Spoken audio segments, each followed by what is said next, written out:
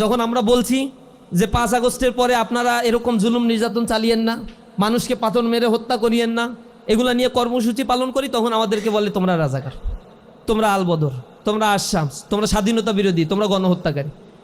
অথচ 20 বছর তাদের সাথে ছিলাম, তখন তাদের এগুলো হুঁশ ছিল না, আমরা গণহত্যাকারী, আমরা স্বাধীনতা বিরোধী, আমরা রাজাকার। তখন আমরা তুলসী পাতা ছিলাম, দুধে দোয়া তুলসী পাতা ছিলাম। বলছে আমাদের ভিতরে কোনো রাজাকার নাই, যে মন্ত্রিত্ব যাদেরকে দেওয়া হয়েছে তারা আসলে এরকম রাজাকারের তালিকার মধ্যে নাই। একই মুখে আবার বলতেছে এরা নাকি গণহত্যাকারী, রাজাকার। রাজনৈতিক স্বার্থ উদ্ধারের জন্য এরকম চরিত্র যুগে যুগে, এমন ফ্যাসিবাদী চরিত্র আমরা এক একটা রাজনীতিবিদদের মধ্যে এরকম দেখতে পাই। এটা লজ্জাজনক, দুর্ভাগ্যজনক। আমরা বলেছি অন্যায়ের বিরুদ্ধে কথা, বলে আমাদের নেতাকর্মীকে আমরা হত্যা করছি। তোমরা এক কথা বলার কে?